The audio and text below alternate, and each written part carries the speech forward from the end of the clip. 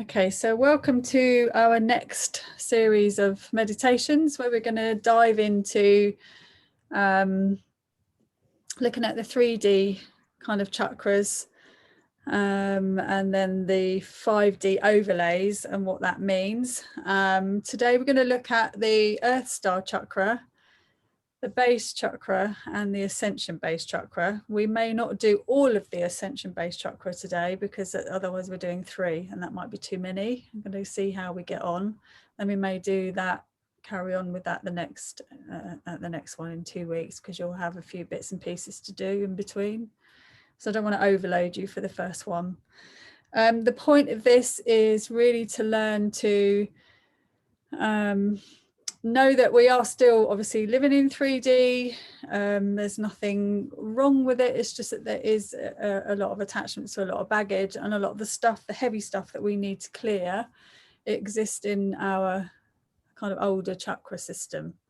And as we ascend and grow in consciousness and become more aware, obviously we go more into the vibration of the 5th dimensional overlays and the transpersonal chakras. So most of the chakras are in the body, but there are 3 that are outside of that. So one of the transpersonal chakras has come into the body, into the navel, so that's an extra one. The original 7 have got overlays of all of them, and then we've got the Earth Star chakra that's not in the body, and then we've got the causal, the Soul Star, and the Stellar Gateway.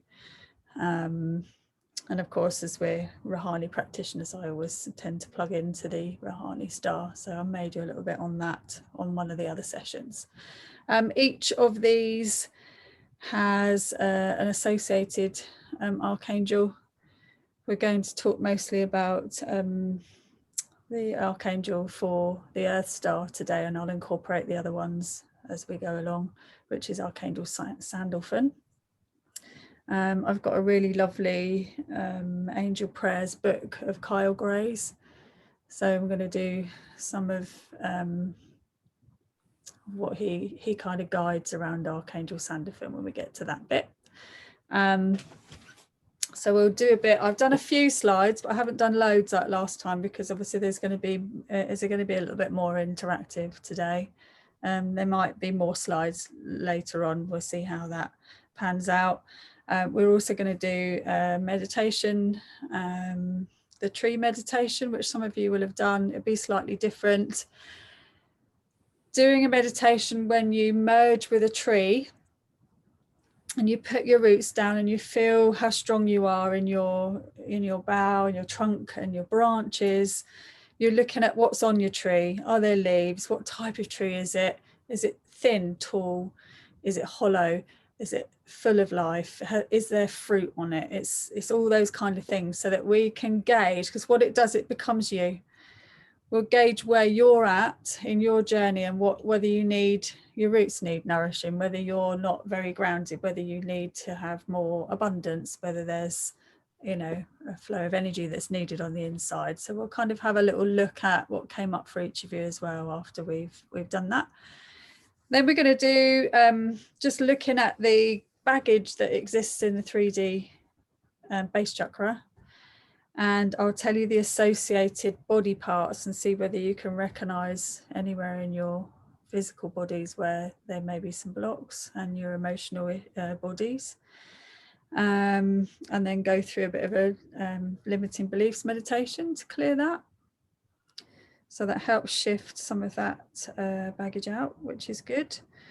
Then we'll tune into Archangel Sandalphon, bring in the earth elementals, the animals, the plants, the trees, and then into the kind of energy of the 5th dimensional chakra, the earth chakra, and ask for an anchor. So what I'll do at that point is take you through, what can you see, what can you smell, what can you taste, what textures are there, what do you feel beneath your feet, what sounds are there, so that you can try and bring into your senses something. What we did a long time ago, which I think probably only maybe Sue, did you do the chakra series with me before? Were you not in that group at that point? I'm not really sure what you mean. with the Wednesday group when we're doing it in person. We went through the chakras. That might have been before you joined. Yeah. Okay, so what we did was we found an anchor. So for example, and you may have done something similar to this with Joe Dispenza, is that like you do in NLP, you find a quick way into something. Yeah. So you develop a symbol. So we'll ask for you to be given a symbol once I've opened all your senses up. So that then that's like your plug in and your quick tune into that chakra, so that we can kind of get in and out a little bit quicker the more we use that. So it'll kind of become part of your habit, if you like, of tuning in. If you're feeling ungrounded and you've done, you know, the meditation and similar things to be grounded, and you've got your anchor, it's a quick way of your brain, the habit brain, remembering what you feel like when you're kind of plugged into that energy. Does that make sense? And then we will tune back into the tree meditation and see what's changed. See what comes up at the end with you as trees. Remembering that, you know, the tree symbolizes the tree of life and the kind of connection to the earth and the, you know, abundance and the all giving energy that flows with that. And then we'll probably continue with the 5D base chakra next time, because I think actually just doing 2 in one session would be too many. And yeah, I don't want to, in trying to ground you, end up making you very ungrounded if you've gone off on a big old journey instead. All right. Yeah. So any questions so far? No? So what I'll do now just is I'm just going to go through the 3D chakras and their associated issues in the kind of physicalness, and then we'll look at emotional stuff and other ways of looking at this. So if you've got your pad and pen, just take note of anything that you think might, oh, here comes Pam.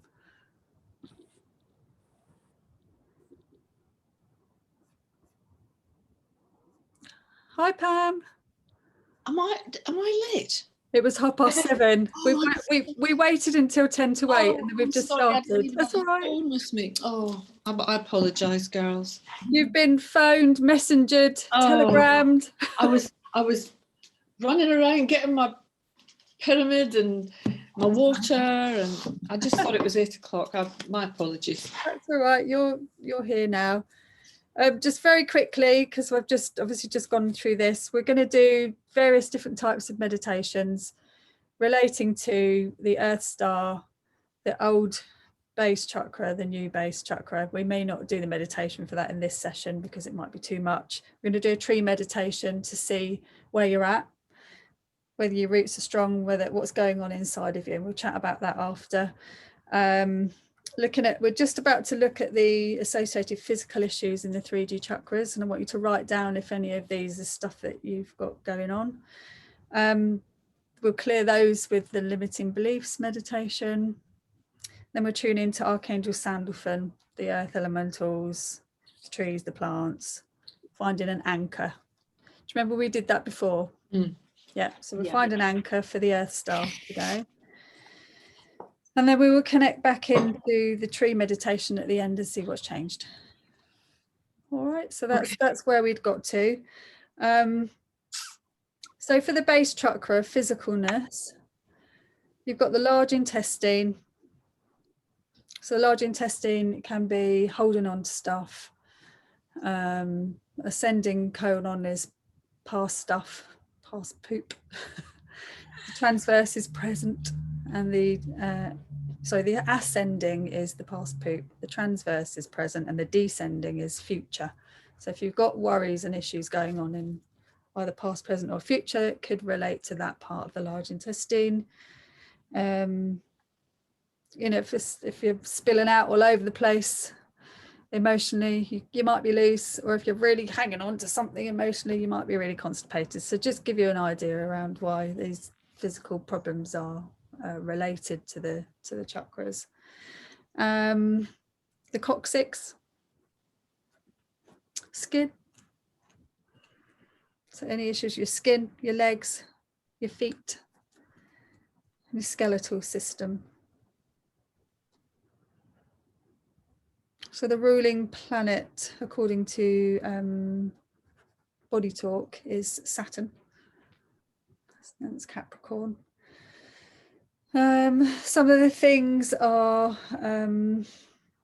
that can come up is constipation, fear, survival, any kind of organisation, whether it's too rigid or all over the place. It can be in excess or deficient. It can be, you know, either way around, or it may be balanced. Your base chakra can be destroyed by vaccines. That's something that comes up in Body Talk.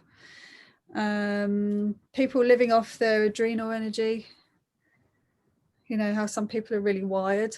That can be a base chakra issue. Spaced out, feeling like you're not in your body, all those kind of things, yeah. And if I share my screen. So I've just done really basic slides for this first one. That's my lovely picture of, it's like Pegasus to me, except for it needs the horn. Okay, so the base chakra, I quite like Anadea Judith's work on the 7 chakras. So I've just copied some of her work here because there's no need to reinvent the wheel. So the Sanskrit meaning for that is Muladhara, which means root support. So location, as you know, is the base of the spine, includes the legs as roots. It's connected to the earth element. Colour red, which is to do with energy, awakening, movement, rising consciousness, self-awareness and spiritual evolution. So these are all really very relevant still. So we're not ditching the old system, we're just creating more health, better health in these systems. The purpose is to be grounded, stable, solid and have a foundation. Developmental age, it could be womb to 1 year, although that can be longer or before. That varies depending on what discipline you're following. As with all these things, there's always many different variations of what's what. Physical identity can be the human psyche, like denoted in the 4 petals, the mind, the intellect, the consciousness and the ego. And there's other views around other systems that are connected to this symbology of this as well. The demon, if you like, the energy that can be debilitating is fear. So a lot of base chakra issues going on with what's going on in the world, of course. The gifts for this is, you know, solidity, practicality, prosperity, things like that. To have and to hold is a kind of right, an excess, heavy body, slow, sluggish, attachment to security, attachment issues, all those kind of things. Deficient can be scattered mind, ungrounded, spacey, flighty.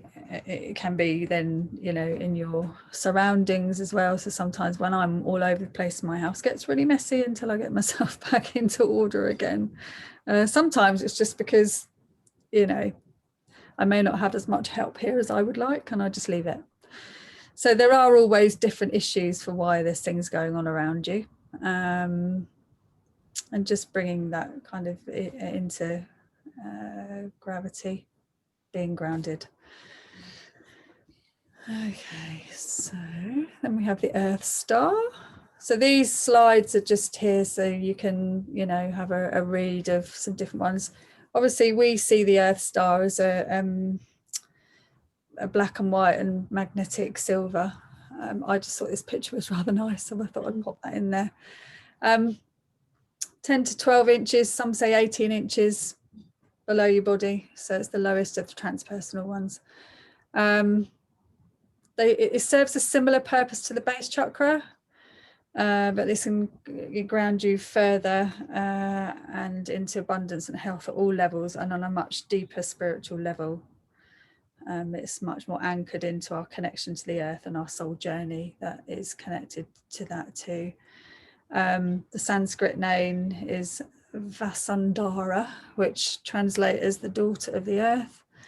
I'll have to get Faye and Val pronouncing that. See if you're doing, they're practicing earlier.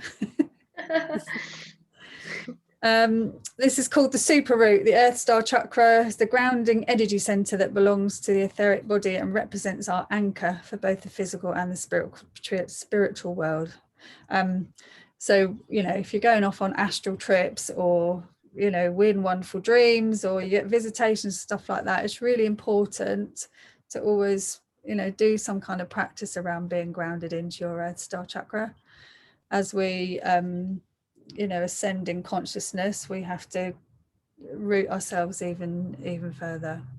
It's, you know, often more appealing to hang around in the upper chakras, and we forget about all the kind of lower ones. But as the Earth Star Chakra is a higher chakra, it's one that's, you know, it's very important to be anchored into this. Part of the energy structure of the 12 anchors all the way through right into the stellar gateway and beyond, straight into the core of the earth, the magnetic grid, which grounds and energizes us, connects us into you know, working with the earth. And when we light up the crystal grids and go through the ley lines and stuff like that, this is part of that connection to earth. And the collective consciousness of all humanity, and then from that space you can, you know, link up to sending the energy out. And there's a connection to Archangel Sandalphon. So just actually I'll leave it there for now.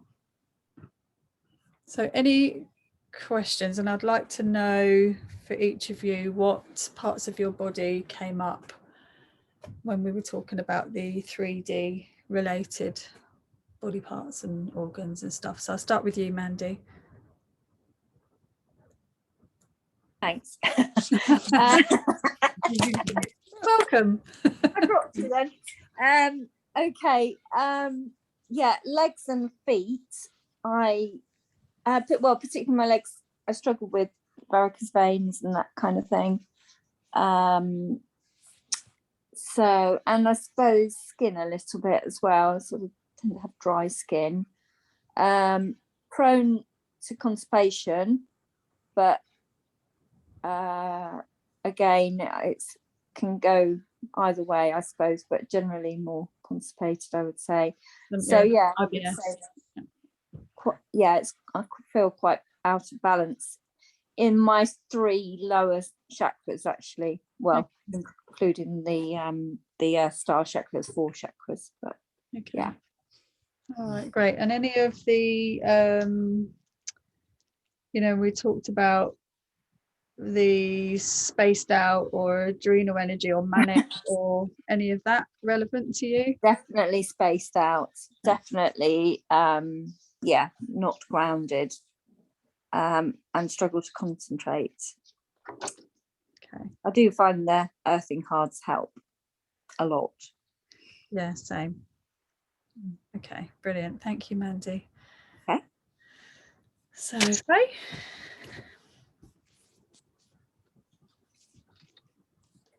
Oh, Jess? Oh, Jess? Oh, sorry. Yeah. Sorry. What was that about being spaced out? Yeah, no. The base chakra one definitely resonated. Pretty much all of them. With regards to the base chakra, I'm constantly in this. It used to be fight or flight, but I'm now more in my body and I'm much more relaxed. But I still have moments where I'm very ethereal and I'm out of it. But then also combined with very much this because of work and things like that. So it's one thing to the other. There's no in between really with me. Okay. I mean, it's very linked to survival and stuff. So, you know, it's very easy to go into fight or flight and adrenal mode from this being out of balance. Yeah, I've always had that. It's always fight or flight, but in my natural state, I'm just off. So yeah, grounding is very, very important. Okay. Thank you. Natalia? I think I've got always problems on my skin on my legs, and yeah, there is the constipation element definitely, although it's a bit better now. And adrenaline, yeah, I'm constantly fighting with something.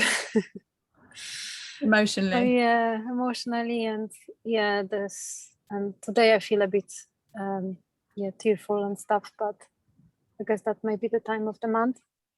And yeah, but I kind of feel grounded at the moment, but because maybe of my yesterday experience holding the trees and connecting with the oak tree. I look forward So to I think hearing about that. I feel quite grounded. So it was quite interesting connected to the tree. So yeah, maybe from that point of view, I'm a bit more grounded today. Okay, good. Just writing this all down so that we can measure it. Yeah, but I felt today like really like just wanted to disappear. I just was so full of adrenaline. But pressure because got too much to do. Okay. Thank you. Sue? Well, before I go into that, I just wanted to ask you which was the archangel to do with the base chakra.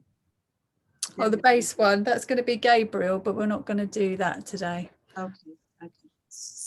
Because we're just going to do the archangel for the ascension chakra. I have got a slide for that, and I will show that if we've got time to do that.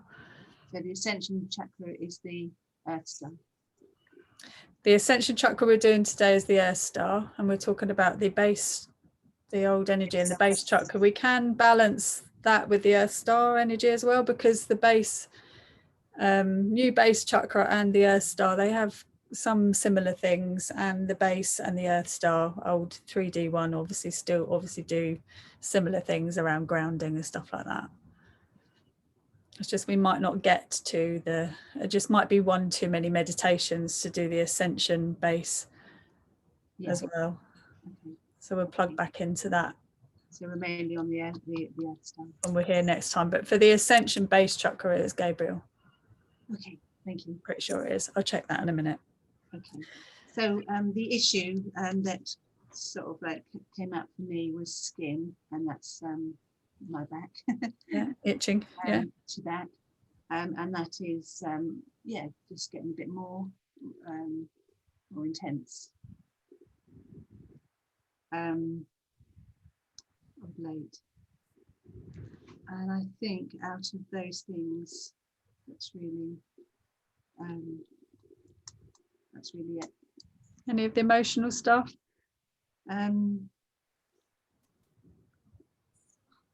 Maybe not accessing any emotion. Maybe what? Not accessing any emotion, so not feeling. Oh, okay. So okay. There, but that's good. It's maybe deficient. Yeah.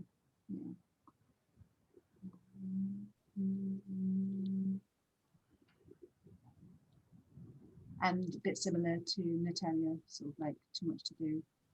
Okay. Thank you.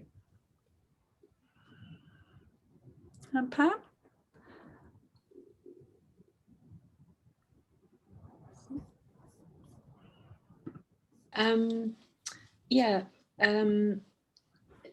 Intestinal issues a little bit on and off.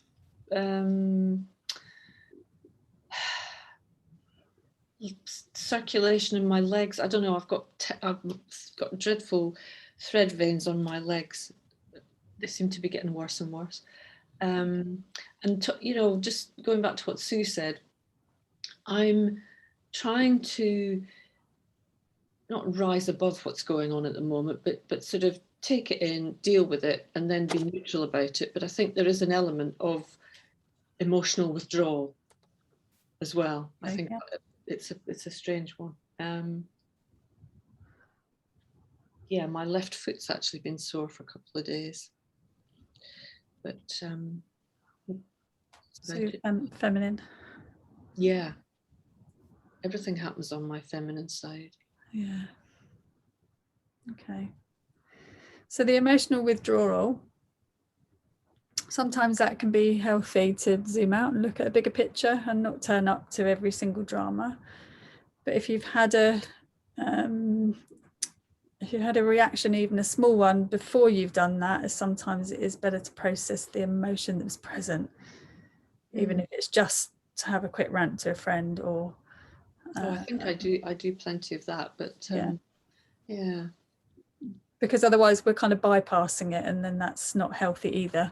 Yeah, it's difficult to get that balance between being drawn into all the stuff and not spiritually bypassing it. Yeah. We know enough about all of that now to know what's going on with that. So we don't need to go down all those rabbit holes anymore in any sense than just knowing kind of what the possibilities are.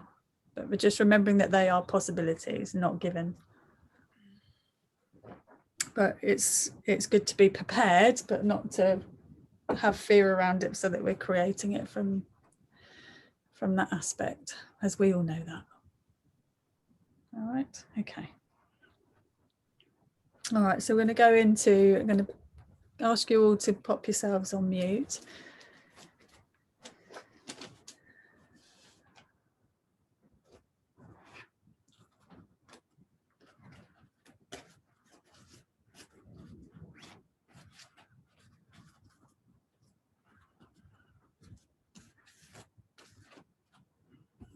And just get yourselves relaxed. Are you there, Mandy?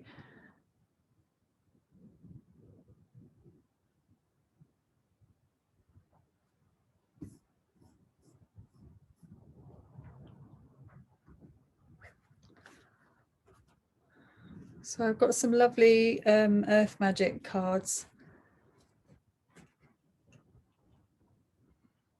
So as we're going into the tree, I'm just going to pull a card for each of you, and then also for the people that may be joining in, I'll pull a card for them too.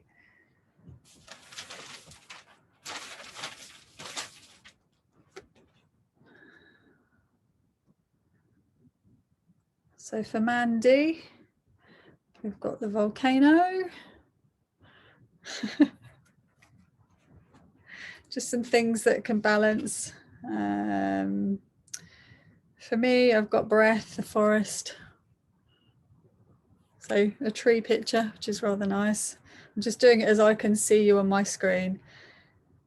Faye, we've got the shaman, ancient healing wisdom. Natalia, looks cozy. We've got rain and purification. Sue, we've got the ocean and the ebb and flow of life, which is lovely, nice colours. Pam, the meadow, vulnerability.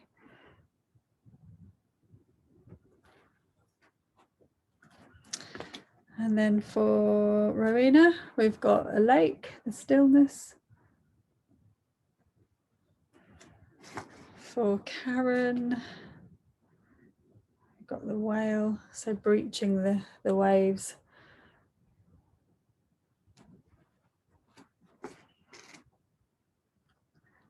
And for Val,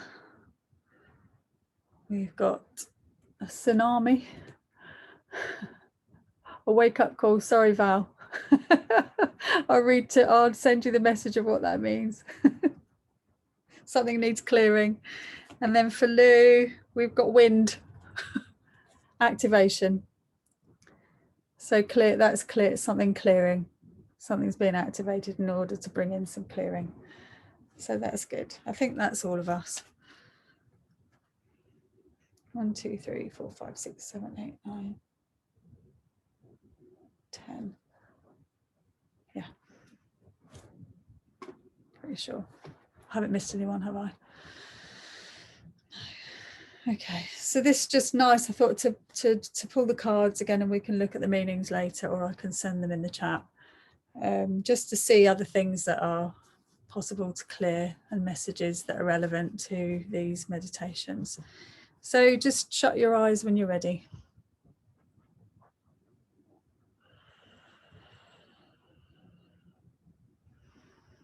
Just take yourselves into that space where you're relaxing with your breathing.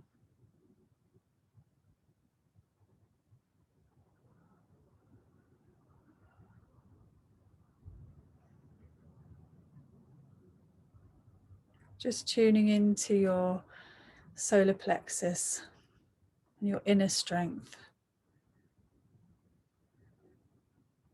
And just visualizing a golden bubble of light, of energy, as that expands and makes a golden ball of protection all around you.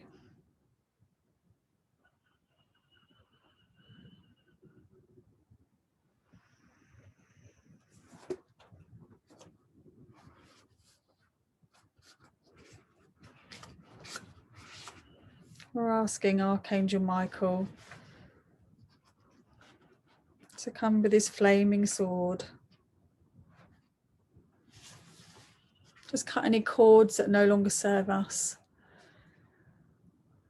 Anything that's not for us to leave our space cannot re-enter. Only what we invite in can come into our safe bubble of light. Thank you, Archangel Michael, for surrounding us in our gentle blue light of protection. I know we are safe. He's going to keep us safe throughout the whole of this session. If there's anything that you're unsure of, you have any guides turn up, you can use the flaming sword or the blue light or the golden bubble, whichever resonates with you.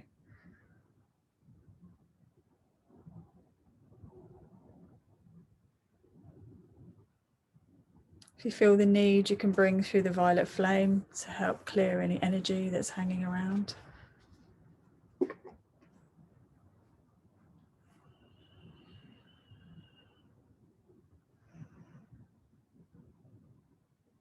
And just allow that bubble of light to expand out slightly.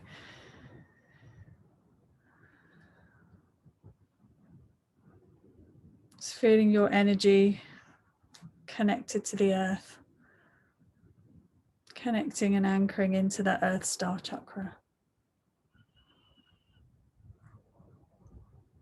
and to your base.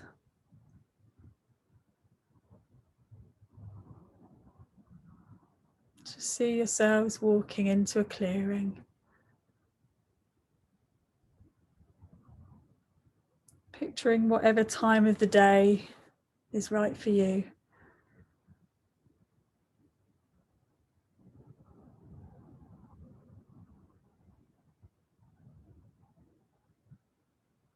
See us all there together in a circle.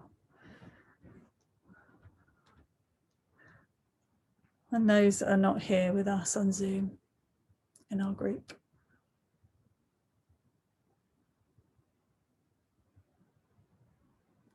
And surrounding us all is a giant golden bubble of light.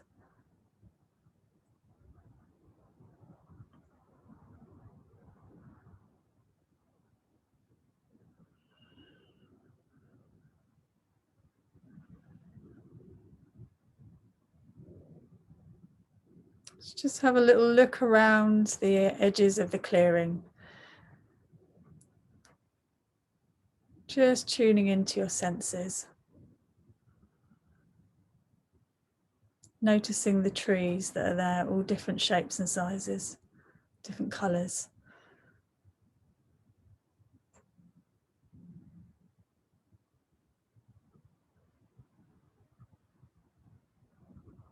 Noticing how they go into the earth.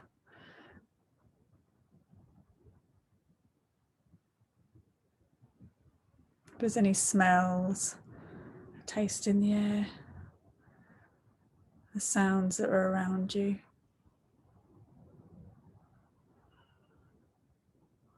Just walk towards one of the trees, one that you're drawn to. You may know the name of it, you may not.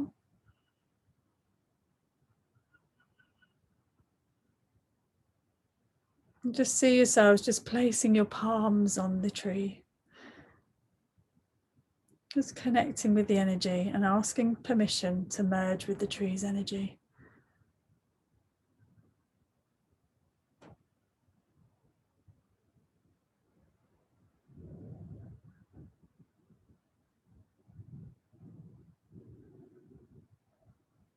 Just visualize the tree's energy opening up to you as you step in, stepping into the energy of this tree where you're welcome and safe and protected.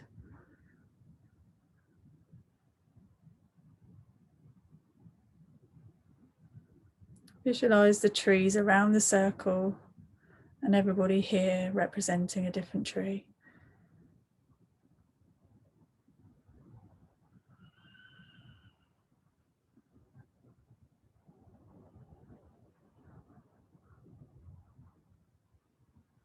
Just bring your awareness to your legs.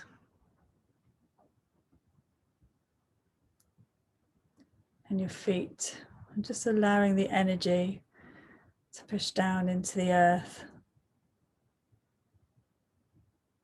growing your roots, your energetic roots from your body.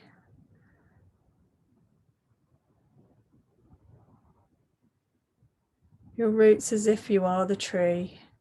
It's noticing what they look like or what they feel like, or how your legs or feet feel.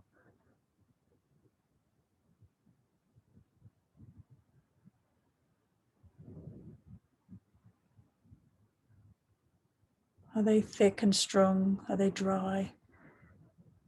Are they thin? And maybe too wet?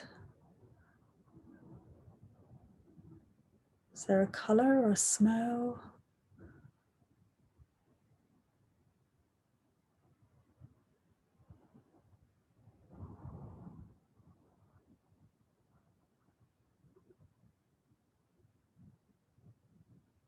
How far do your roots go?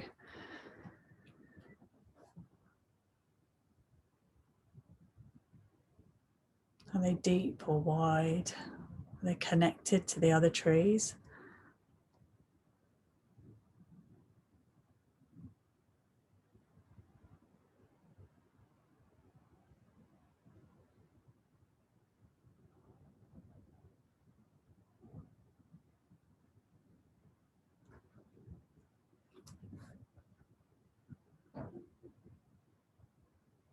Bring your awareness into the trunk.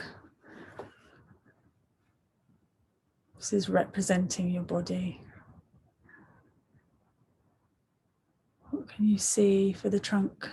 Is it full, thick, hollow?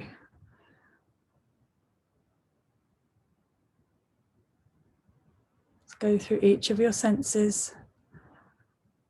Try and stay awake. If you're falling asleep, just sit yourselves up a tiny bit.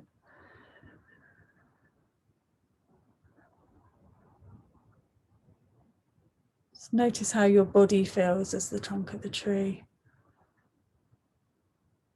What's the inside of the tree look like, feel like, smell like?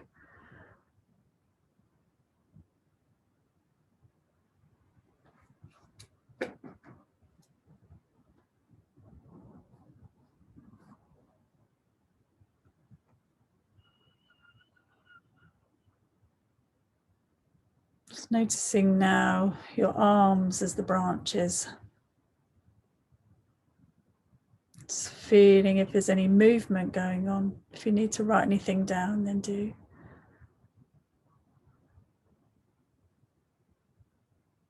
How do you feel as the tree?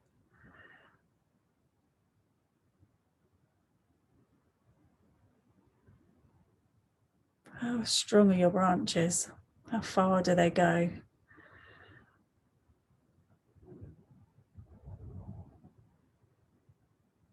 What's on your branches?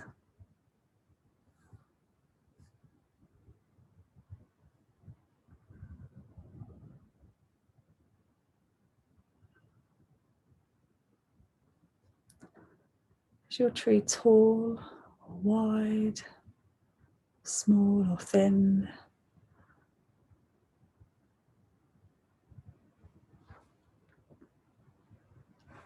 Your branches touching any other trees?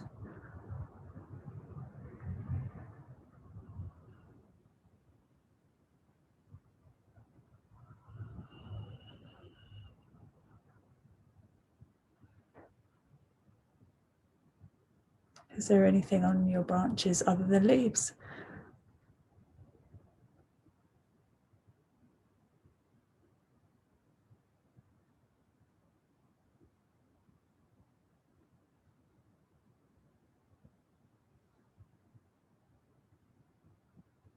What time of the year is it for your tree?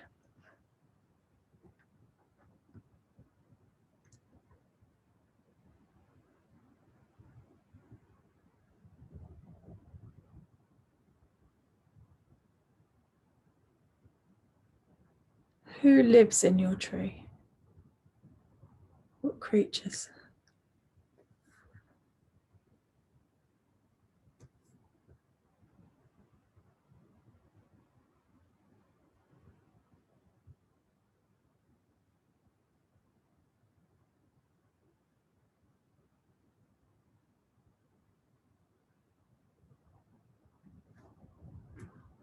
Just feel into the psyche of the tree. Just have a feel about where your mind is, where your intuition is. What can you feel? Where's the tree with that?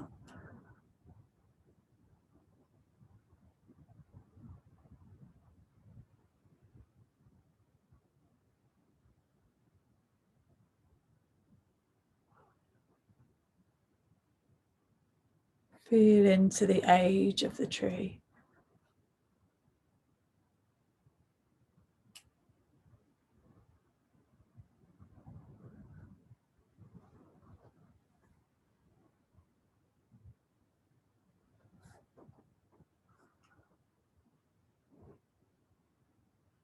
Feel into what the tree has seen in that time frame.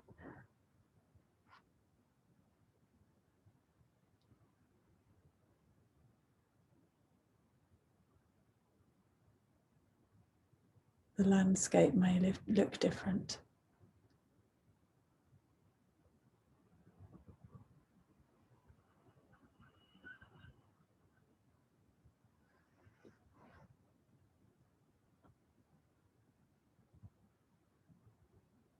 And then before we leave, just ask the tree if there's a message for you in this moment, something you need to hear.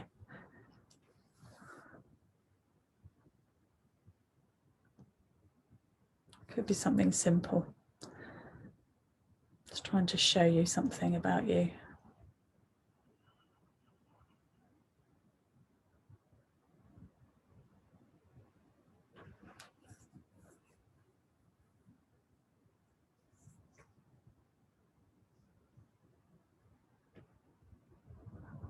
Just bring your energy back towards you.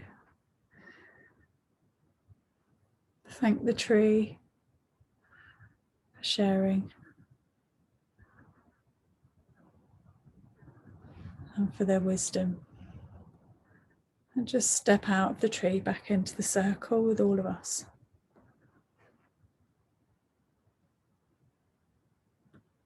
Noticing if anything's changed around the circle.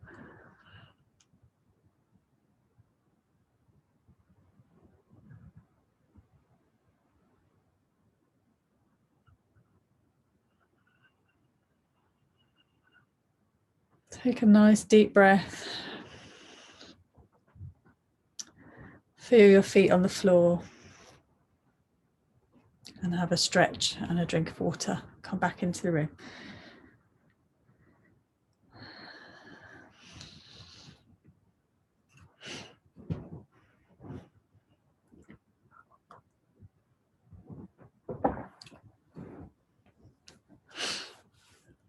You with us, Faye?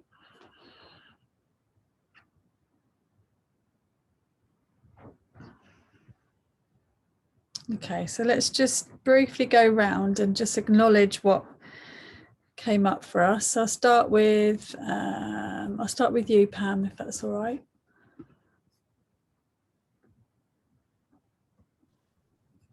Okay. I found it quite easy to merge with my tree. Good. It was an ancient tree, probably an oak. Sort of, well, I say ancient. It wasn't hugely tall, but it had a very strong trunk, and its branches did not reach the other trees. When I was inside the tree, it smelt of dry. It was summer, and it had a nice dry woody smell, and there was lots of life inside it, lots of insect life, and another little world was going on in there that was completely unaware of what's taking place outside. Yeah. And the message that I got there's two messages really. The tree sort of said, I've seen all this before, and this too shall pass. Brilliant.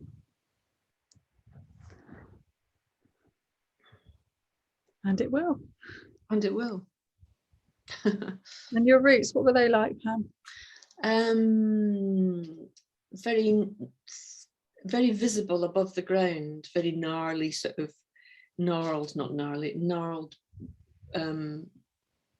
roots.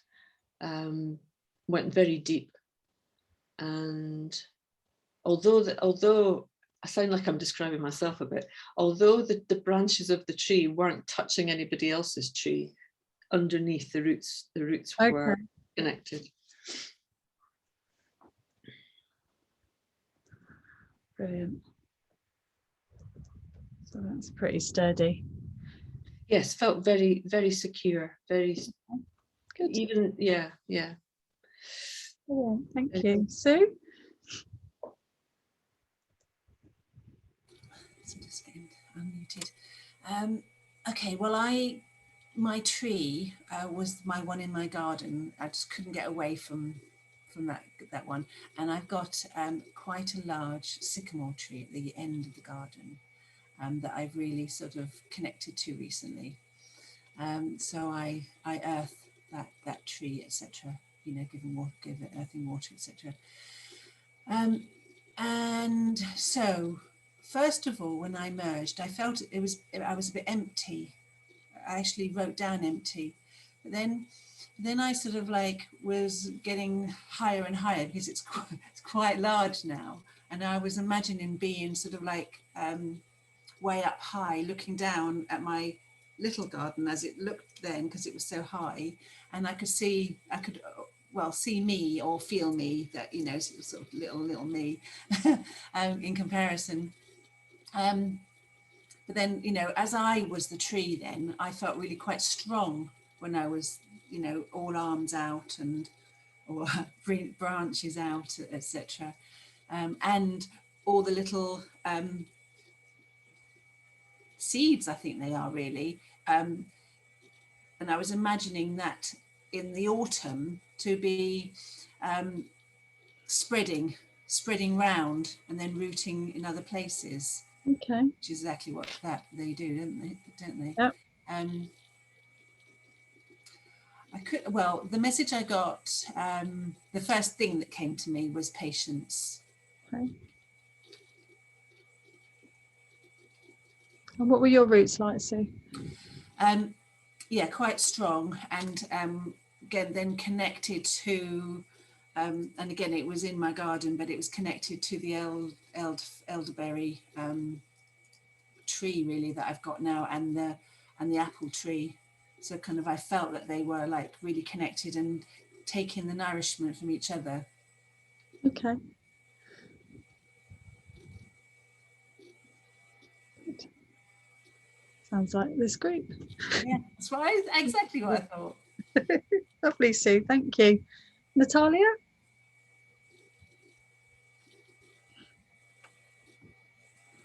Mine was a very tall tree like the ones I love in Windsor Great Park. It's like one of the evergreen trees. They're really extremely tall with a long trunks, and then only high up the branches. In Windsor Great Park, those ones. Yeah. So yeah, so at some point I was like really high above, reaching like to the sky. So Yeah. that was like freeing. And my roots were quite strong and are connected to other trees. But then I had like the silver like a line reaching down to the center of the earth. Oh, brilliant. And there's lots of like a positive and happy energy in the tree. It was like a very happy tree. And yeah, and one of the messages was that, you know, be happy, be free, and just stay above it. Just look, you know, just as this tree was, you know, so high in the sky, just stay above and just observe and try to, yeah, feel free. And lovely. So you had the etheric connection through the silver cord as well. yeah, Lovely. yeah, it was like a silver Because cord. you went so high. Anchored. Yeah, but the silver cord I was like saying when we were talking about the roots. So it was like a very, yeah, it was I couldn't see much of the roots, but that silver cord was overtaking the vision of the roots. Lovely. Yeah. Thank you. That's lovely. And Mandy? Yeah, so mine was an oak, and it had lovely roots, and it felt very strong and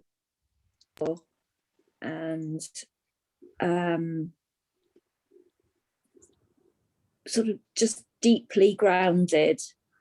And it was autumn, and the leaves were sort of starting to change colour. Inside the tree, it smelt very fresh and vibrant and energetic, lots of energy. It felt very secure. It felt like a really secure place to be. But bizarrely, when I started moving my arms, they flicked around more like a willow tree. Okay, yeah. And which was odd, because I don't think of myself as a particularly flexible person. So it felt like it was sort of saying, you can be flexible, and, you know, do be flexible.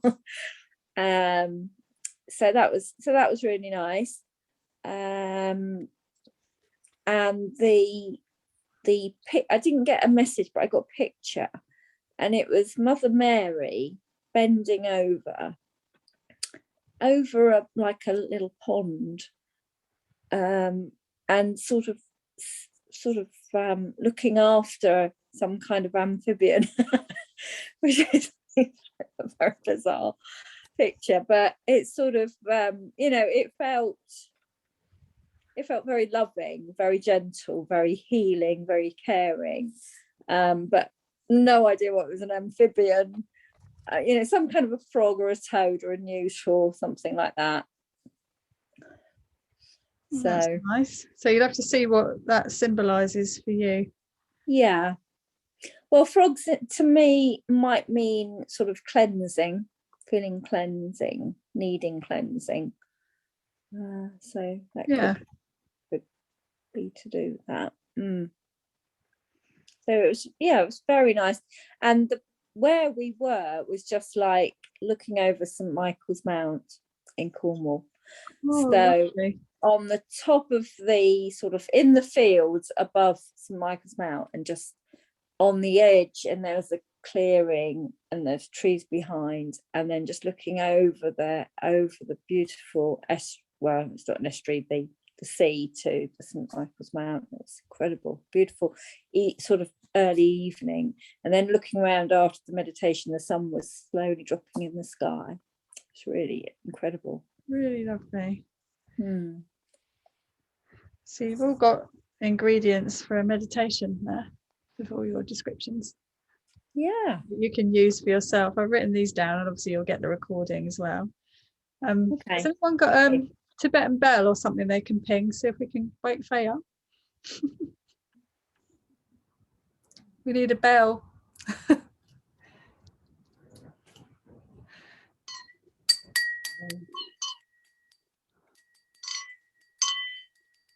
Oops, you're moving. Faye. Faye's back. We're trying to think of what we could clang, Faye, to bring you back. Are you okay? Oh, need to unmute you.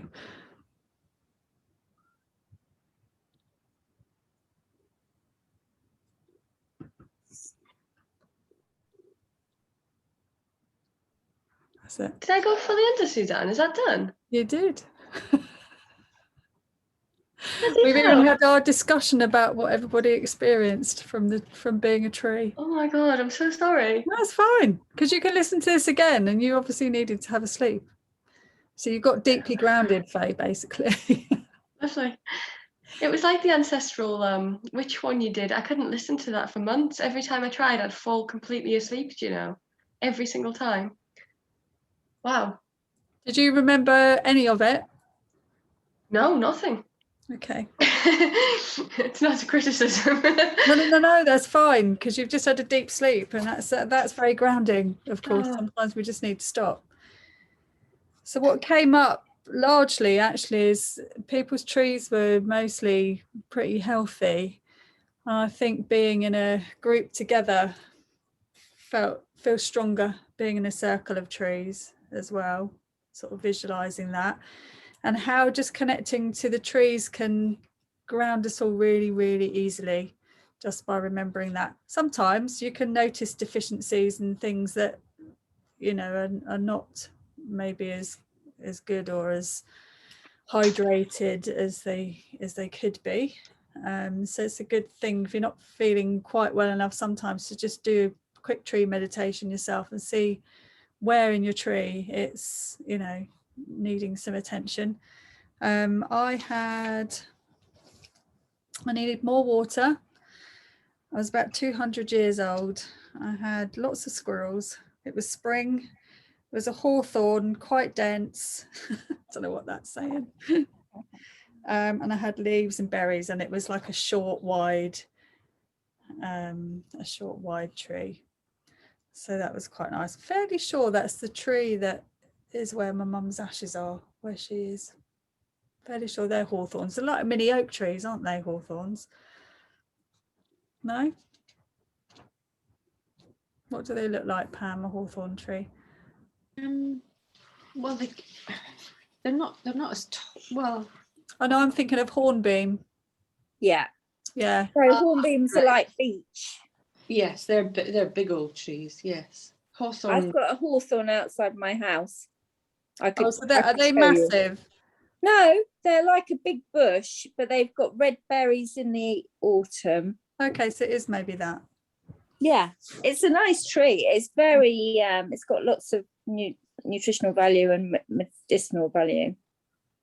Really nice. Okay, that actually came up with one of the remedies I need when I saw Kaidi was hawthorns. Maybe that's in my... Oh, yeah. So yeah, I'm just going to connect with the hawthorn tree somewhere in real life, maybe at Leith Hill. So it was nice to visualize that as that came up for me too. So I've written that all down for you guys as well, in case anybody wants any of that info. Okay, so just take yourselves now back into where your kind of limiting beliefs are. So you're still protected, you're still rooted. Just shut your eyes and just go into those parts of your body.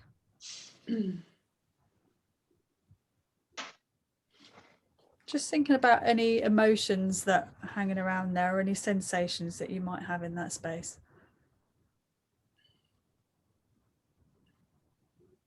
Tuning in.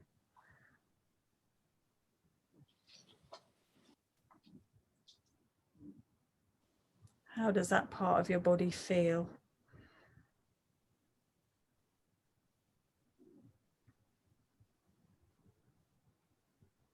Just some of the things that came up. How do your legs feel, your skin, your tummy, your intestines?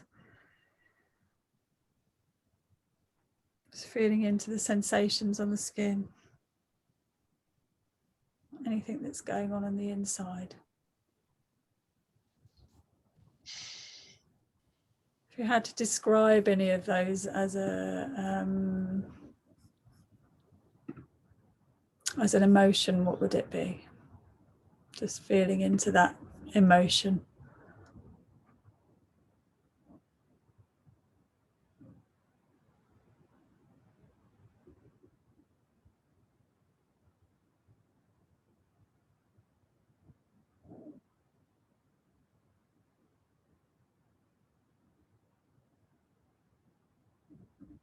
Just observing and just acknowledging that all emotions are fine.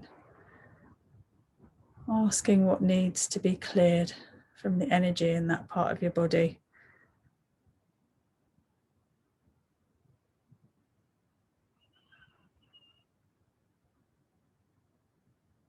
Going into your base chakra, the 3D one. Now you want to bring in the colours, the colour red. Notice the energy there. Is it small, big, expanded? Is it flowing? Is it still? See if that energy matches the part of your body that feels stuck.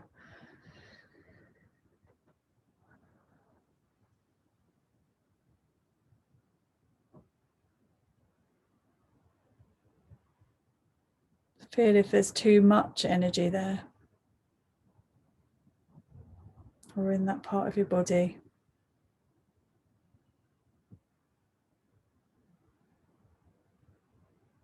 Or maybe it could do with a little bit of energy.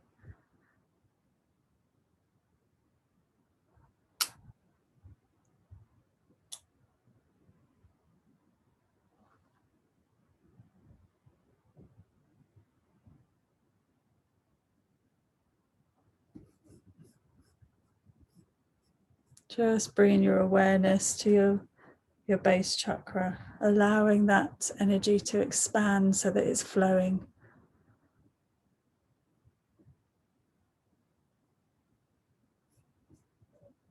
Expanding that energy out.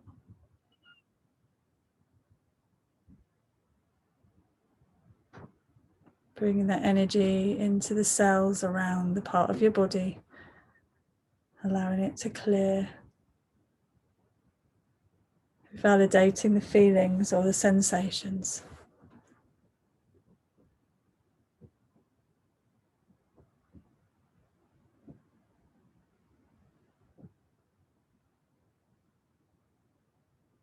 Just feel into your heart chakra and expand this.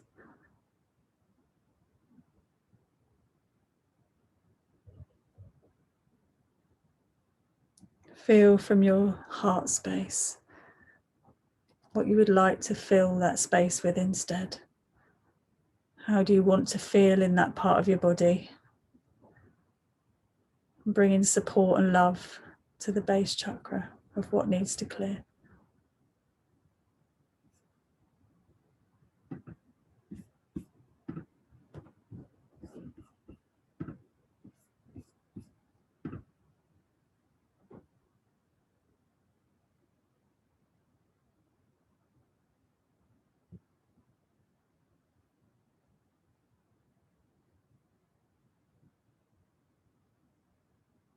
Just bring your awareness to your ascension base chakra. It's a bright platinum light.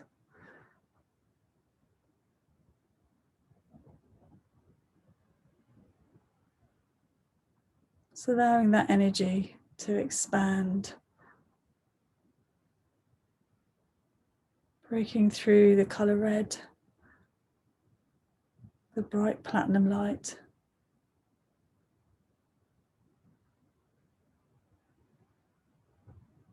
Bringing support and belonging, grounded energy. So you feel like you belong.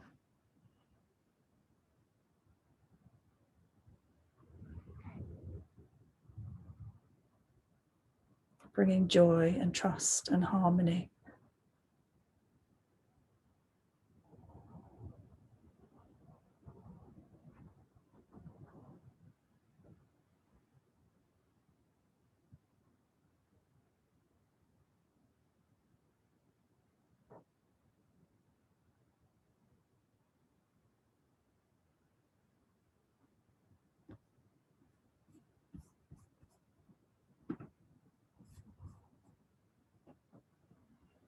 Just take your awareness to that part of your body. See how that feels.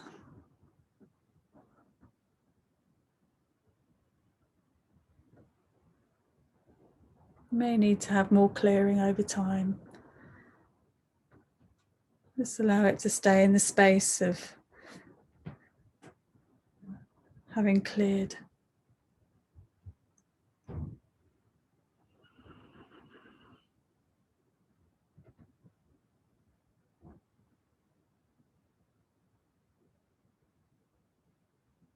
And just bring that energy back towards your body, bringing in your base and your heart energy back into balance, and then come back into the room.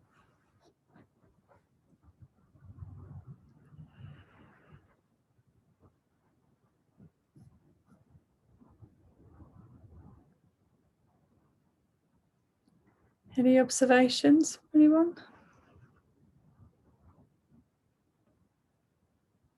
You have to unmute yourselves again. Okay.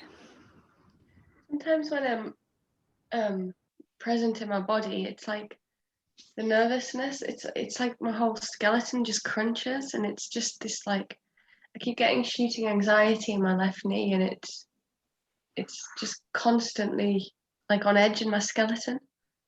Okay. On edge. It's horrible. On which knee?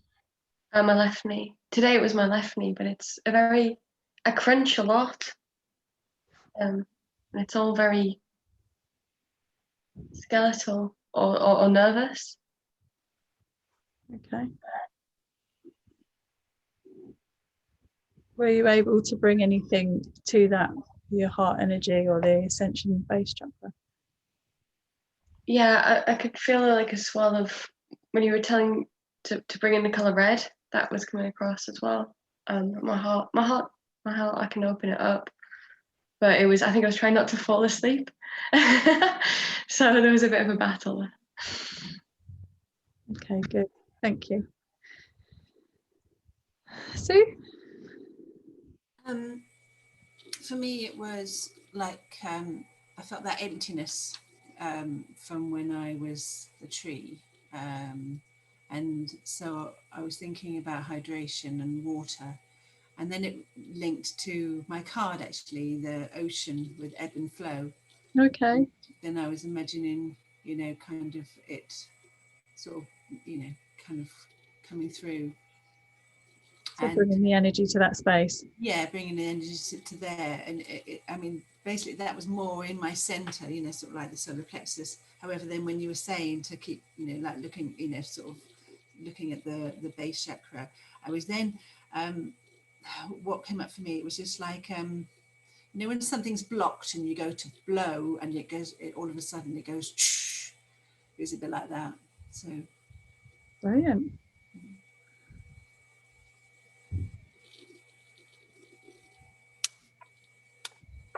Thank you, Sue.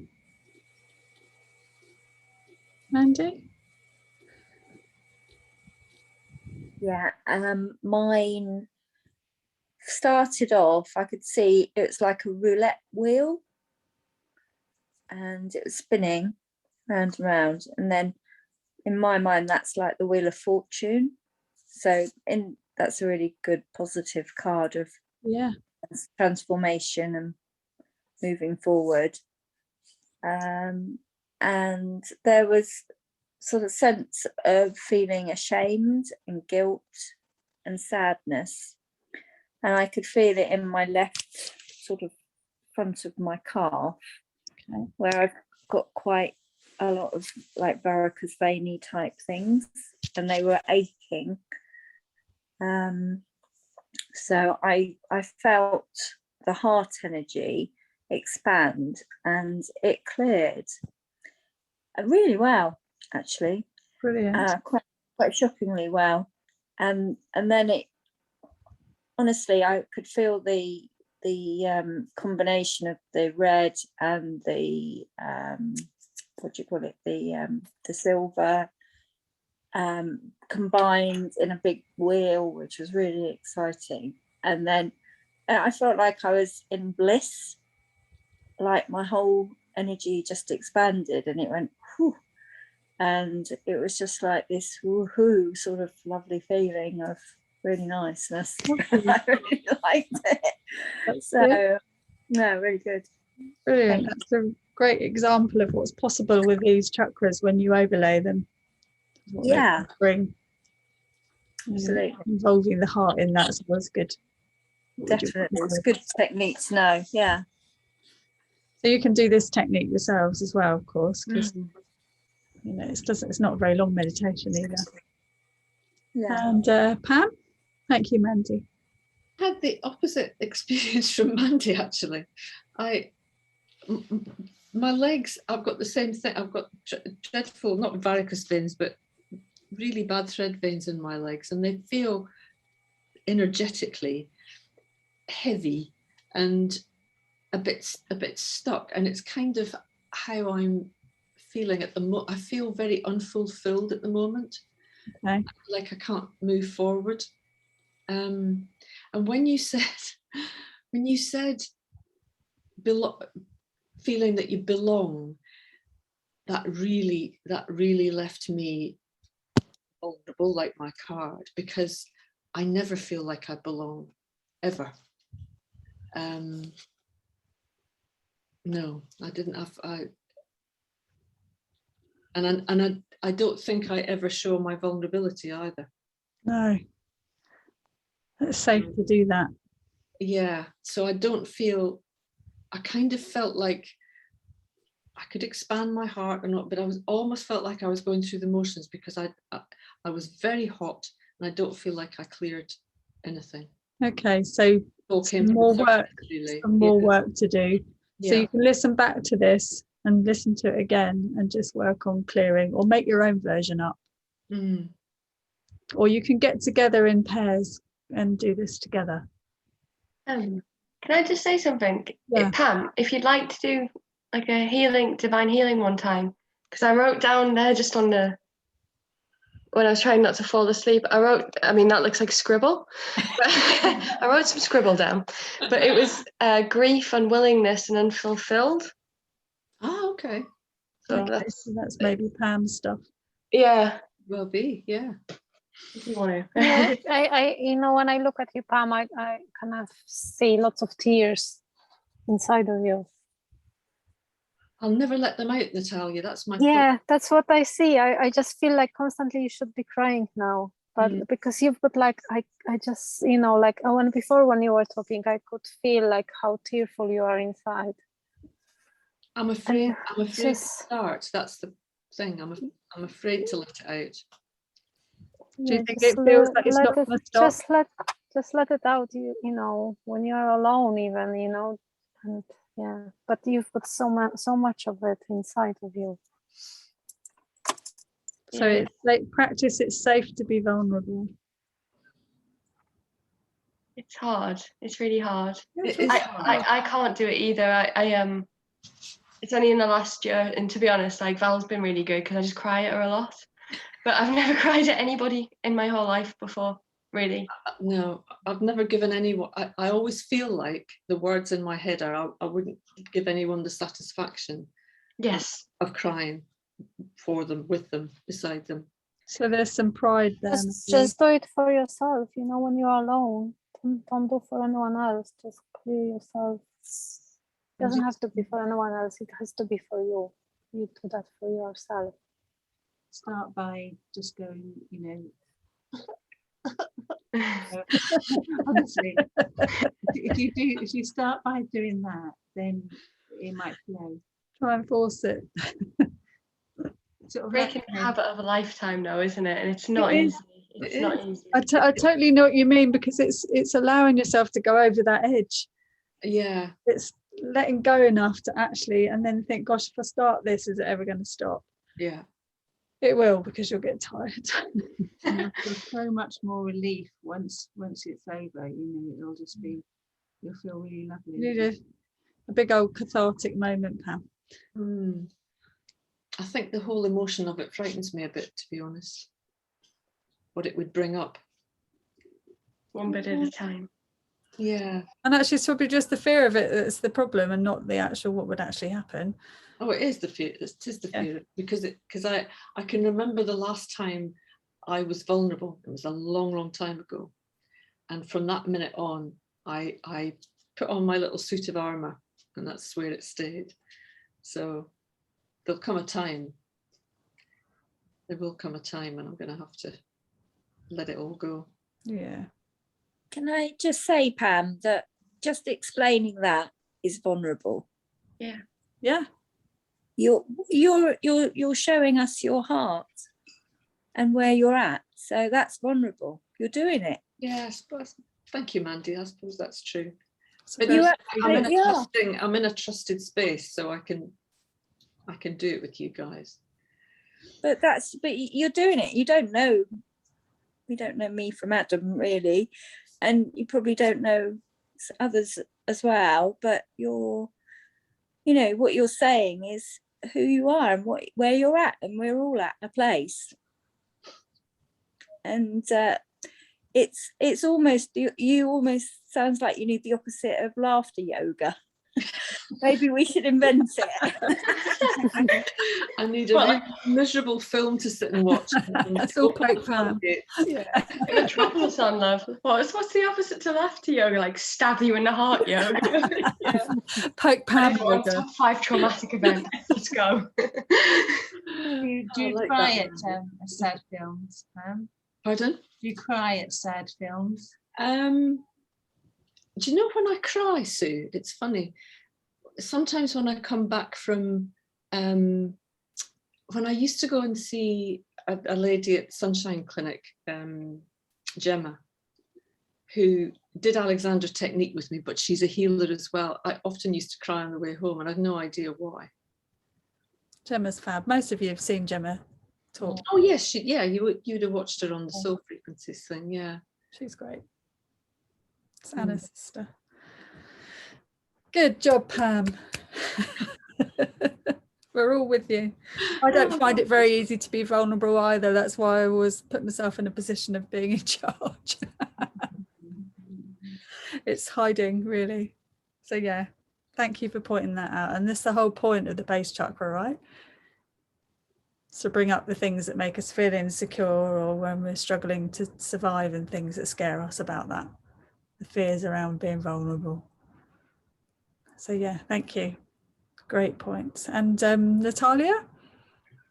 Well, when you were talking about the limiting beliefs, like for me, it came that I'm not good enough. Not good enough. No, and it was like lots of based in the base chakra. I've seen lots of red color, and I kind of got stuck there, and that brought lots of sadness. And yeah, and that was the theme for me. Okay. Did you manage not to being good enough? Open your heart? I was struggling to get there. So like I said, I kind of got stuck in the base chakra. Okay. So some more work to do, and listening to it again, or work with someone else here on doing a meditation for each other, or listen to this again. Just try and be, let the tears out again, like you were just saying, so that you can then expand it into clearing and then healing. Because that's the point with limiting beliefs, is to bring them up, validate them, let them be what they are, be vulnerable, and allow some of the energy to move and bring some healing to that space. So that's what we're doing with this, you know, short meditation, really. So just doing it over and over. It's something that I visit with myself sometimes. Like if my brain's too busy when I'm trying to sleep, I'll tune into where I'm feeling and just go through that process in my head a little bit, see what I need to validate, and often fall asleep doing it. So yeah, at the moment I'm listening to the clearing, cleansing music that I shared with some of you, which is nice. That's my nighttime music. So that's good. Brilliant. It's good stuff. And again, this is all stuff that you can revisit. So next. So we're just going to talk a little bit about Archangel Sandalphon. Just going to give you a little bit of Kyle Gray's take on it.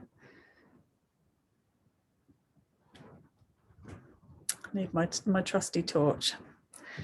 I look like something in a ghost movie now. So Archangel Sandalphon is the angel of the earth chakra, and his twin brother Metatron. They both walked the earth, and in his case was the biblical prophet Elijah. He now connects us to the heart of the Mother Earth to obtain information and insight. Has a lovely copper aura, so it's on the copper ray of light. Depicted as a beautiful, pale-faced, almost feminine-looking angel with a muscular body.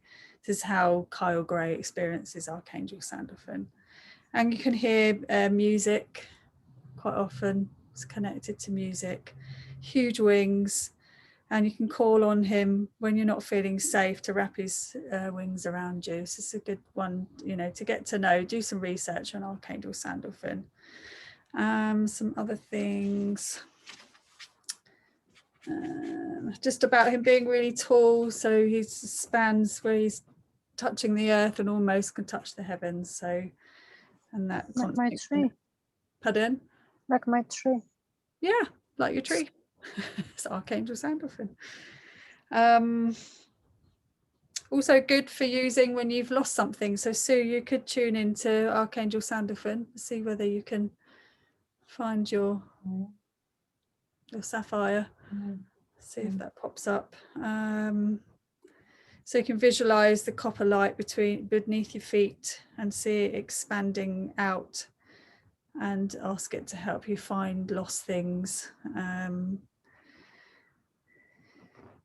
What else? So very connected to the Earth Star Chakra. It's about us having a connection to our healing, but also us helping Mother Earth to heal. It's a two-way thing, and our connection into the grids of the earth. Connected into the joy there, and the joy for ourselves in that connection. Remember that we are nature beings, we are earth beings, earthlings. So we are all made up of, you know, similar energy with a different type of spirit, but it's all still energy. And I'm going to do a visualization for that. I'm just going to show you a picture that's in one of Kyle Gray's decks that I thought was lovely.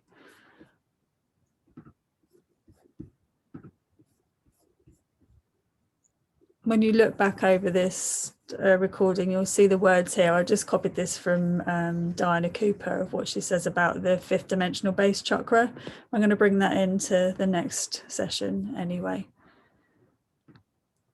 So that's the picture he has for, it's quite funky. There are lots of different pictures of Archangel Sandalphon. Some are, you know, traditional angel looking. For him, this is how he appears in the copper colour. So I thought that was rather nice. Okay, so just pop yourselves back onto mute.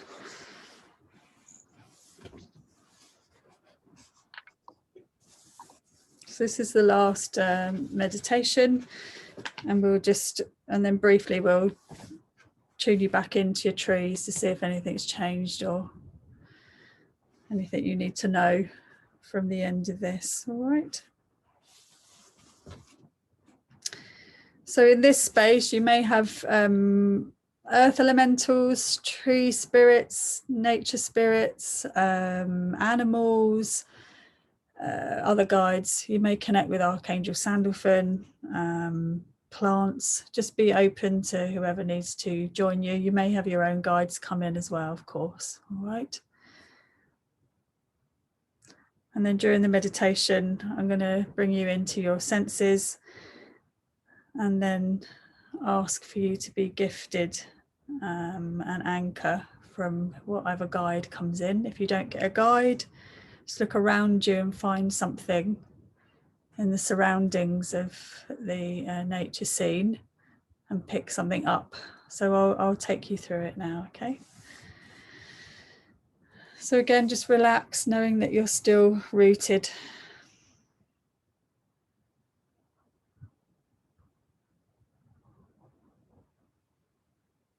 Just bringing that connection into the Earth Star Chakra.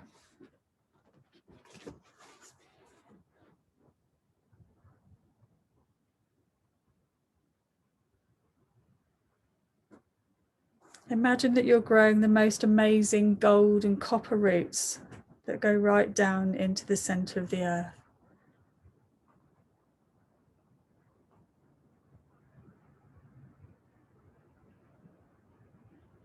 In the center, you see a large crystal or a large crystal star. Just wrap your roots around.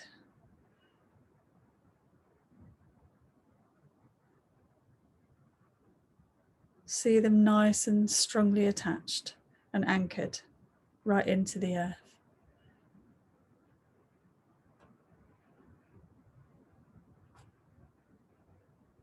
It's the energy of the Earth Star.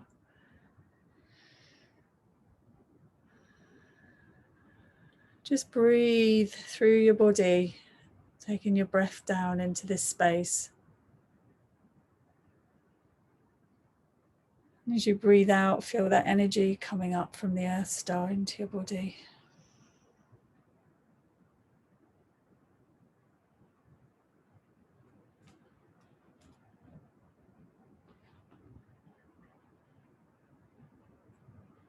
In your mind, repeat after me, I'm grounded and centered.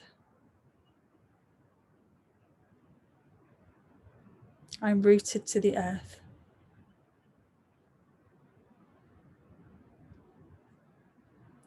I am the earth and the earth is me.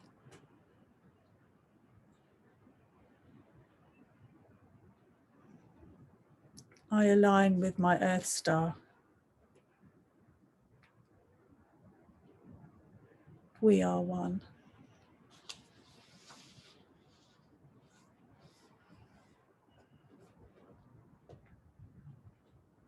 You're still surrounded with your bubble of golden protective light.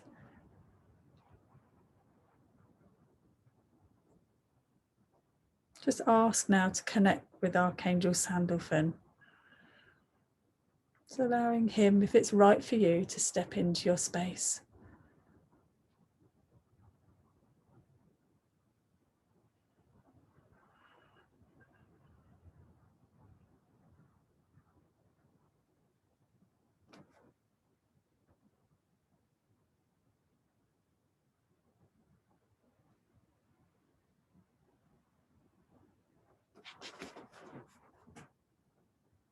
A message from Archangel Sandalphon.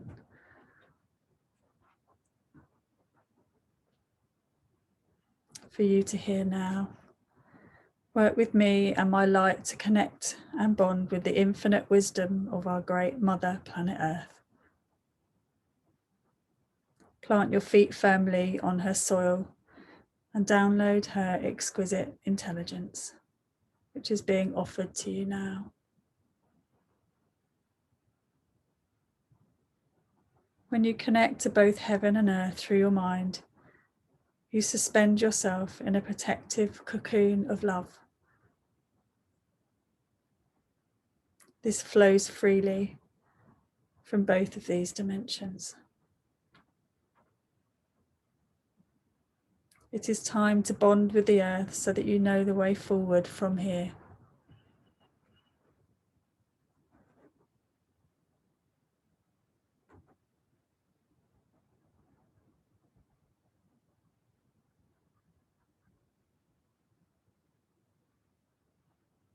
Just allow any of the other nature spirits, elementals, archangels, guides. So step in for the highest good for you. If they don't step into your circle, they're not right for now.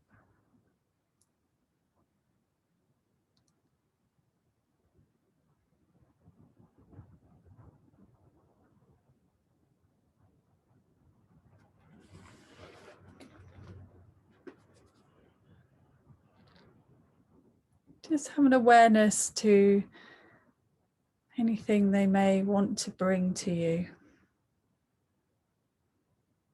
A message maybe.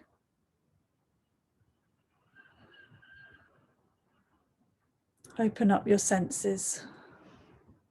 And maybe a smell.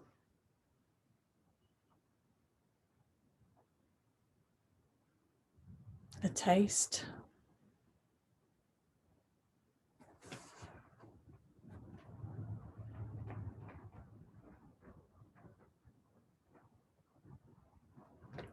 A texture to something.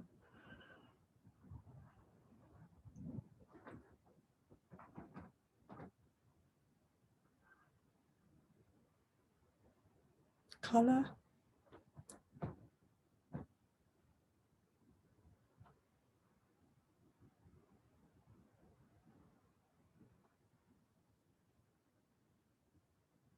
Sound.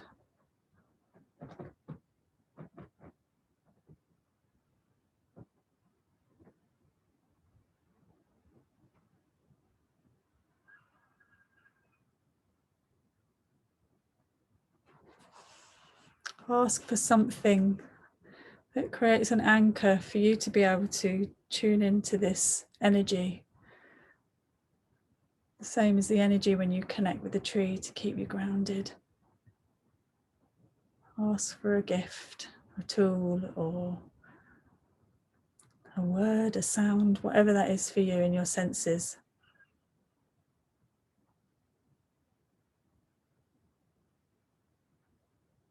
See one of the guides or Archangel Sandalphon giving you a gift.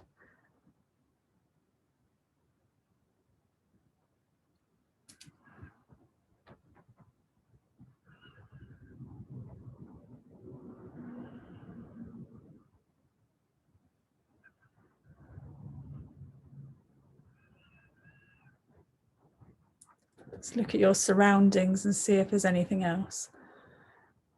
If you haven't been given a gift, find something to pick up.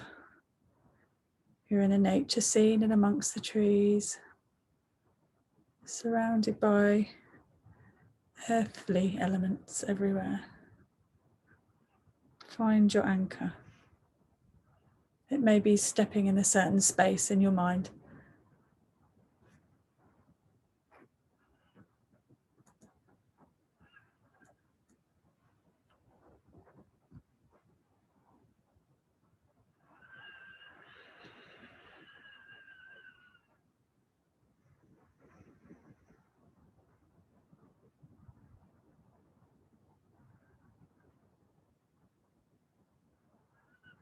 Bring your awareness back to Archangel Sandalphon.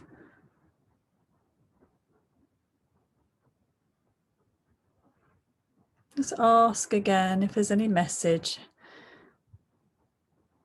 any connection to the ascension aspect of the Earth star that you need to know in this space now, related to the Earth, any mastery that you may need to know, anything.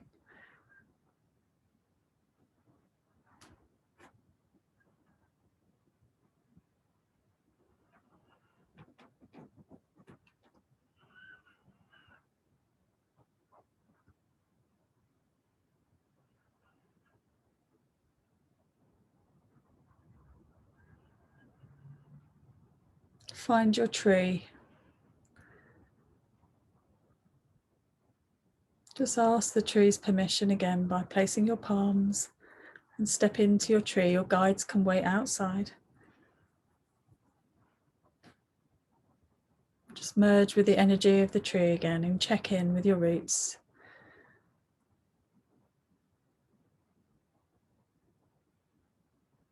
See if they're nourished and hydrated.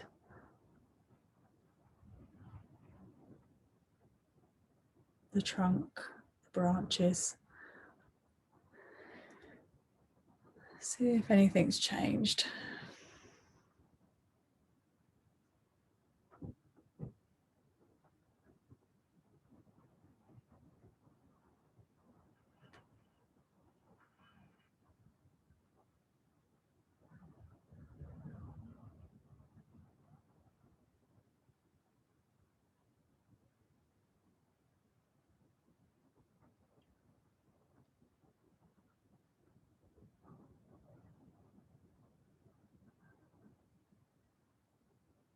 Thank the tree for sharing. Bring your energy back to you as you step out of the tree.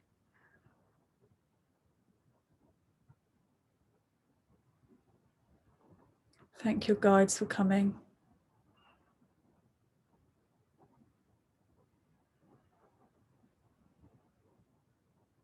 Thank Archangel Sandalphon for working with you today. Connection to these guides is always there. You just need to ask. Remember to ask and connect. Invite them in. Remember your bubble of light. If it's appropriate, they'll step in. If not, it's not for you.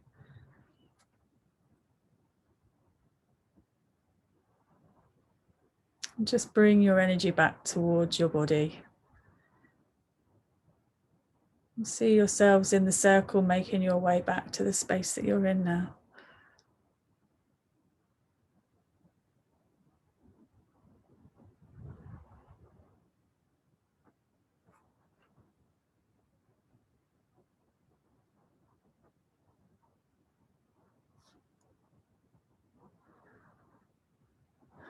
Just feel your feet on the floor.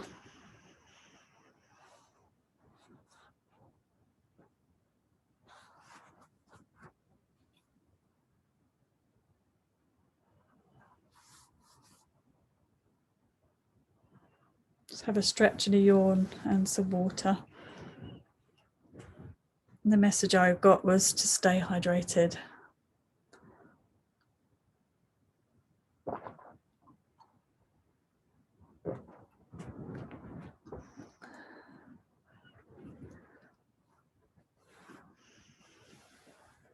It's from the tree. A lot of the issues that we struggle with are hydration issues.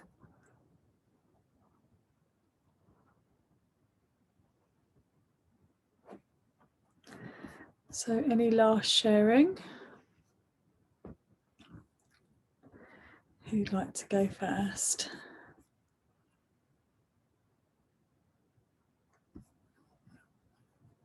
See who's coming off mute.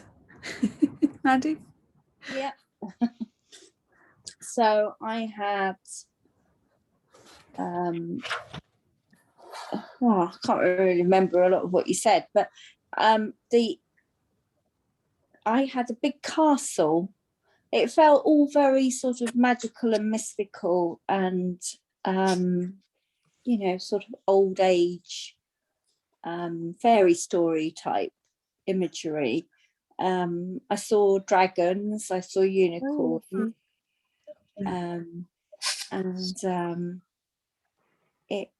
it was really nice.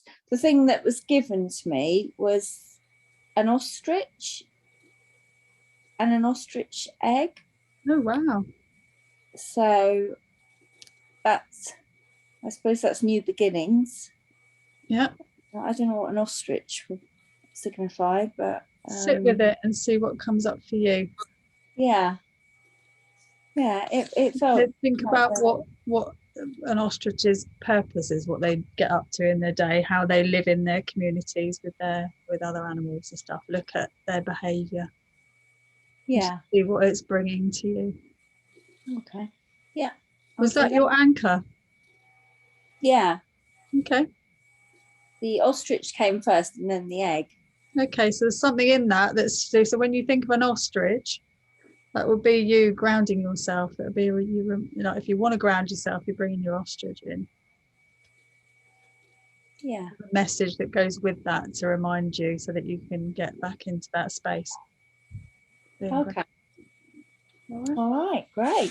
I guess they put their head in the sand, but I don't know if that's relevant or not. I'll have a that might be a message that you need, is something to do with that. But they also have some sort of connection to the earth for a reason for doing it. Yeah. I don't know. I don't actually know if they do actually properly do that, or if that's just a myth. Sleep it. Yeah. Finding bugs. Yeah. Okay. Thank you. All right. Thank you. Sue, you're off mute. Okay. My anchor was a copper spade, which I thought was quite a good thing to kind of for grounding. Yeah. The animal, first of all, it was a mouse, and then it turned into a rat. And in Mindscape, I tend to have a friend of a rat. And then what happened is this rat turned into, like a sort of pointy nose, it turned into a pencil for me to write with. It's strange, but being resourceful. Pardon? Being resourceful. Yeah, I guess sort of like yeah. Tools of the trees. Pardon? Tools of the trees. Pencils are wood. So it could be part of your anchor is the pencil. Yeah. Spade. Let's work with it and see what comes up. Thank you. Thank you. These are good. Anyone else?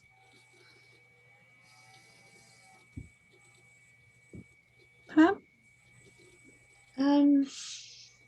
My guides didn't come into it, but I was surrounded by small garden birds, and it was all very earthy. And I was gifted, unlike Sue, I got a rusty old spade.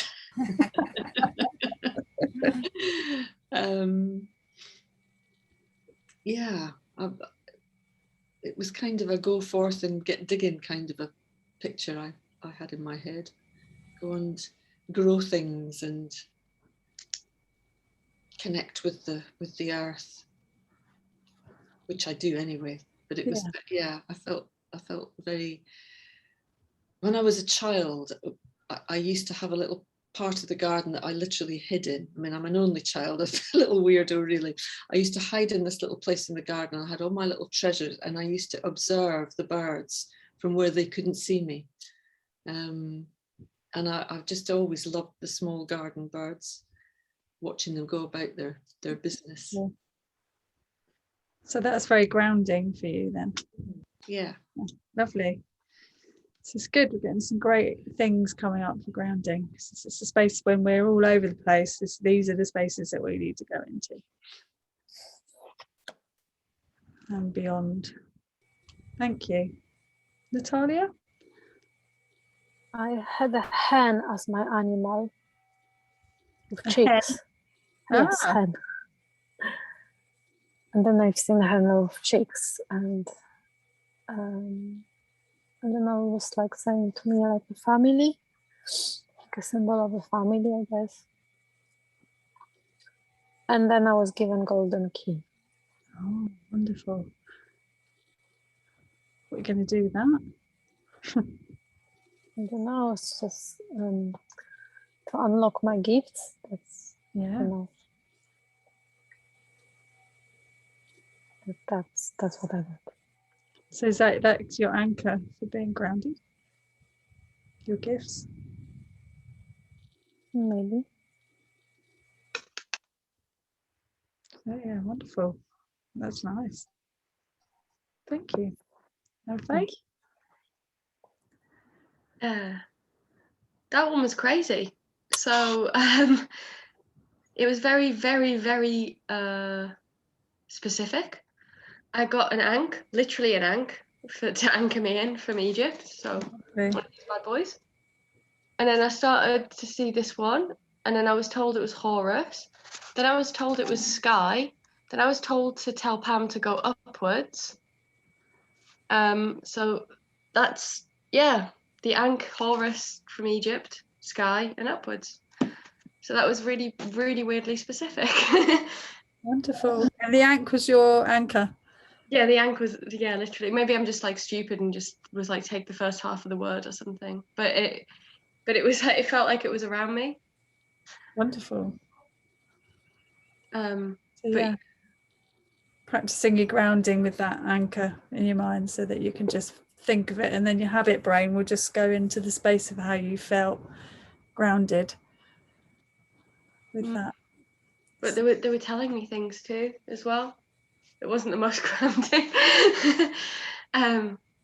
Yeah, it was weird. I got all these flashbacks from being a kid when I used to live in Egypt as well. So it was a lot like the Sphinx, but his paws of the Sphinx and sitting on the paws. And then it was, yeah, the ankh. That was to ground me. And then, yeah, but then it was very much, I couldn't remember the name of the Egyptian god, but Horus came through. Yeah.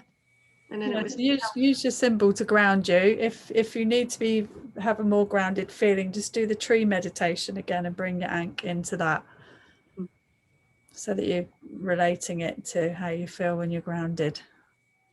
Is that the one you slept through though, isn't it? It is, yeah. You do the grounding part and try and visualize your ankh there, or see if you get another anchor come up with that when you listen back to it. Did anyone's tree change when you went back into it?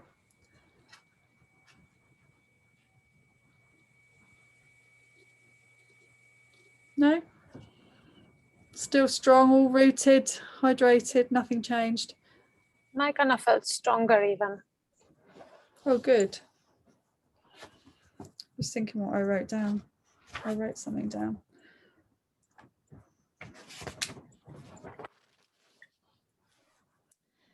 This is stay hydrated. I had a black shiny stone with white flecks. I can't think what that's called, that stone.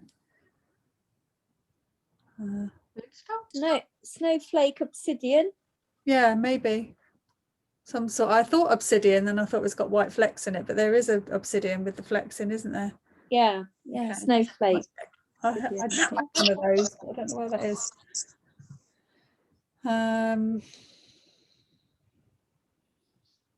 Part of the anchor for me was that and hugging a tree.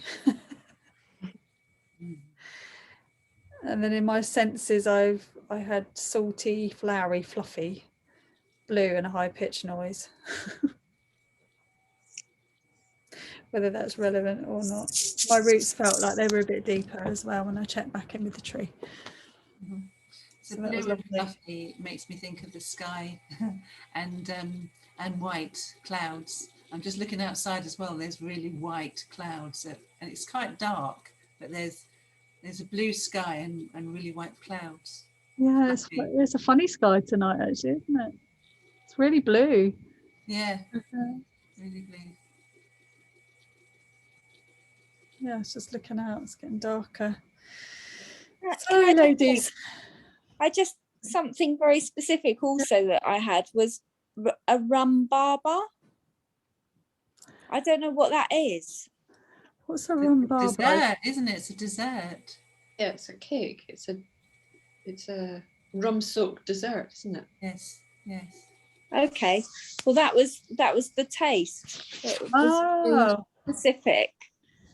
Nothing else came through but rum barber. Isn't that funny? And you don't even, and it's not something you're familiar with. Yeah. So anyway, go and treat yourself to a rum barber cake. Yeah. Now. You can experience the taste. Yeah. I will, if not today, tomorrow, put the cards up in the group. One thing I was thinking is, was Diane going to be on it? No. No. No, she's not. Just she's got her grandchildren for the summer holidays from Wednesday to Fridays. Yeah. And she said she's not disciplined enough to do the work in between. Mm. So yeah, but we'll you know, she's in another group we're in, so we'll still be kind of in touch. Homework really is to just revisit some of this, do a little bit more grounding, do some of the things that came up, remember to get outside more, and maybe journal some of it so that you can share when we come back. If any of you want to get together and have a go at sharing a meditation for each other, or record one and send it to somebody or to me, that'll be fine. If you don't want to do that, that's also fine.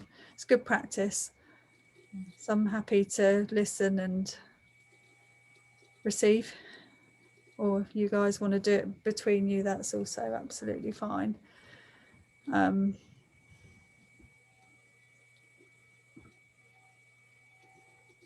dokie. Right, so I think that's a wrap. So just turn the recording off. So for everybody else, please do ask me questions in between now. We're back here in 2 weeks, 7:30. Sorry. So we will finish a bit sooner next time than we did tonight, but that's fine. They can be up to sort of an hour and a half, hour and 45 minutes, depending on, you know, what we get through and what comes up, basically. So just allow yourself that time. If we start a little bit earlier, then we're not too tired. And my brain's still functioning.